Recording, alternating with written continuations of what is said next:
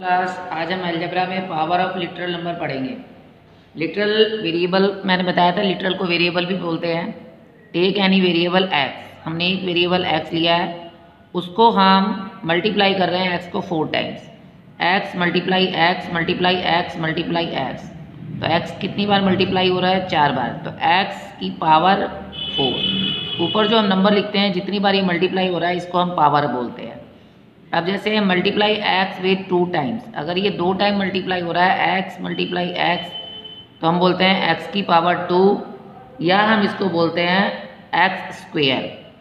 इसी तरीके से एक्स जो है यहाँ पर 3 बार मल्टीप्लाई हो रहा है, तो एक्स की पावर इसमें 3 है, तो हम इसको एक्स क्यूब भी बोलते हैं। तो हम इसको बोलते हैं एक्स स्क्वेयर और इसको हम बोलते हैं एक्स क्यूब। 3 को हम क्यूब बोलते हैं।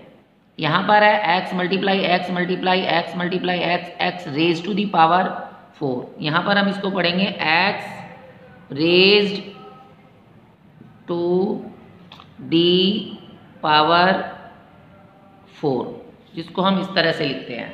तो नीचे वाला जो नंबर हम मल्टीप्लाई करते हैं बार बार उसको हम कहते हैं बेस, और ऊपर वाले नंबर को हम कहते हैं एक्सपोनेंट या पावर। तो x की पावर 4 में x क्या है? x is a base and 4 is the exponent या पावर। या हम इसको पावर भी बोलते हैं। हम इसको पढ़ते कैसे हैं? x raise to the power 4, x square को हम x raise to the power 2, x raise to the power 3। यहाँ पर क्यूब में x raise to the power हम 3 पढ़ते हैं। अब हम आगे क्वेश्चन करेंगे, find out the base and exponent b square. अब इसमें बेस क्या है? b इज द बेस, और पावर इसमें क्या है, या एक्सपोनेंट इसमें क्या है? 2, एंड 2 इज द एक्सपोनेंट। इसी तरीके से अगर मैं लिख रही हूँ m raise to the power 5, तो हम यहाँ पे लिखेंगे m इज द बेस और 5 इज द एक्सपोनेंट। ये इसका 5 जो है इसका एक्सपोनेंट है। अब हम पढ़ेंगे एक्सप्रेशंस यूजिंग वेरिएबल्स।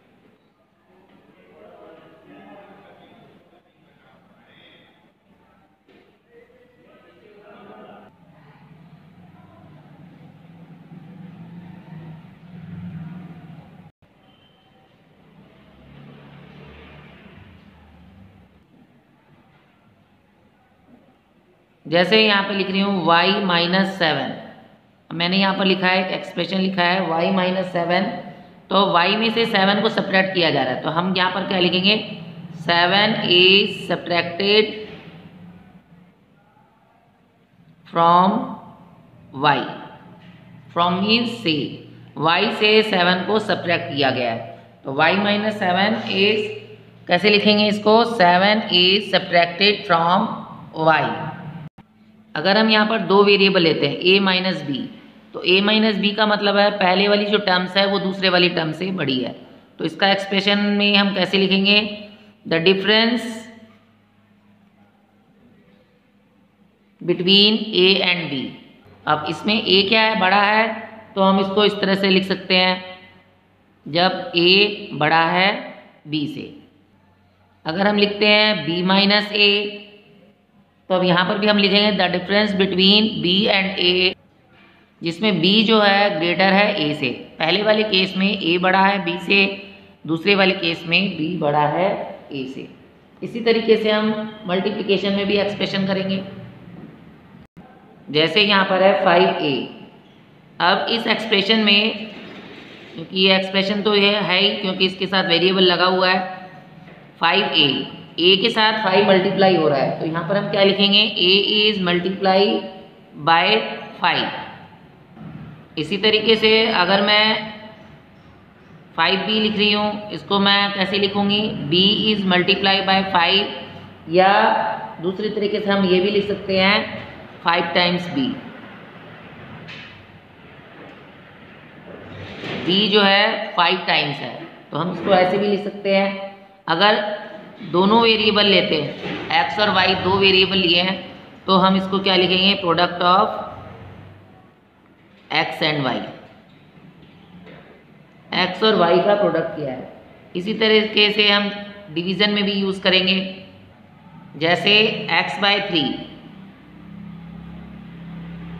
x को 3 से डिवाइड किया जा रहा है, x इज डिवाइडेड बाय 3, तो क्या लिखेंगे, x इज डिवाइडेड बाय 3। नीचे का नंबर डिवाइजर होता है, डिनोमिनेटर, तो इसको हम ऐसे लिखते हैं x इज डिवाइडेड बाय 3। अगर इस तरीके से लिखते हैं 14/a, अगर ऐसे लिखते हैं तो इसको कैसे लिखेंगे, 14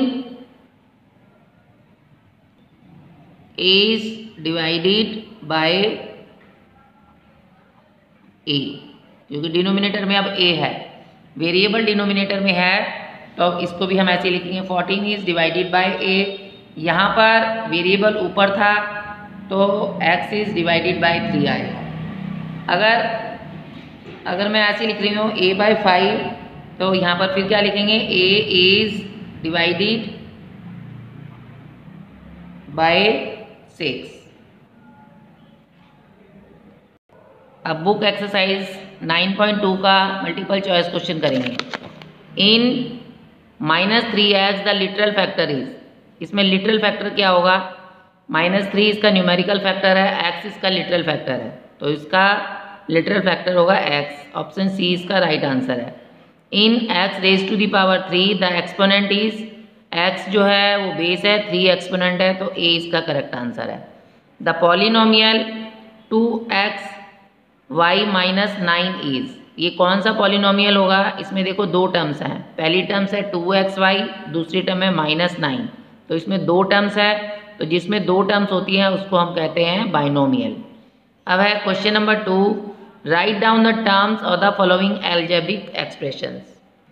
तो हम क्वेश्चन को ऐसे लिखेंगे, जैसे एक्सप्रेशन दिया हुआ है हमें x + y, तो इसमें टर्म्स कौन कौन है, एक टर्म x है, दूसरी टर्म y है, तो इसमें दो टर्म है x और y।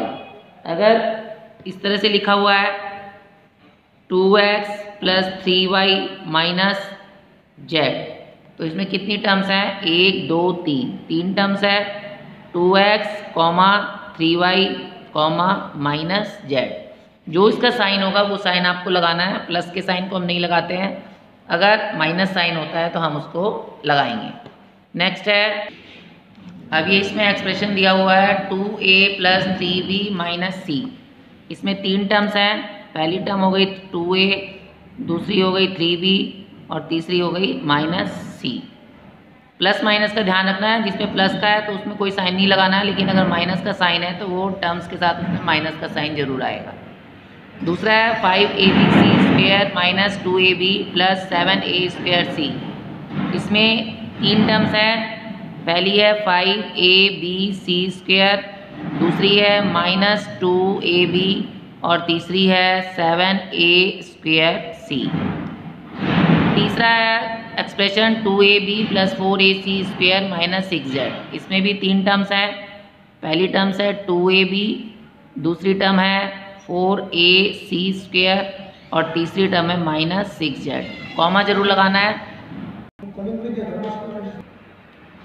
नेक्स्ट क्वेश्चन है, which of the following group have like terms and which have unlike terms. ये टर्म्स दी हुई है, लाइक टर्म्स में वेरिएबल सेम होता है और अनलाइक टर्म्स में वेरिएबल अलग अलग होते हैं।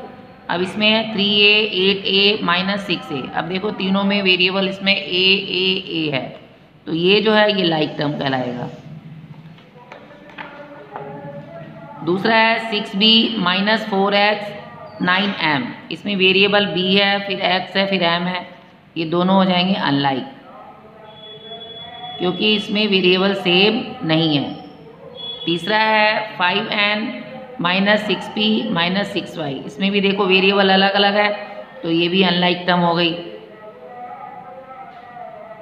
अब फोर्थ है -16x - 8y - 3a, तो ये भी अनलाइक टर्म है। लास्ट है -9z, 15z और 8z, इसमें देखो वेरिएबल सेम है, तो ये टर्म हो जाएगी लाइक।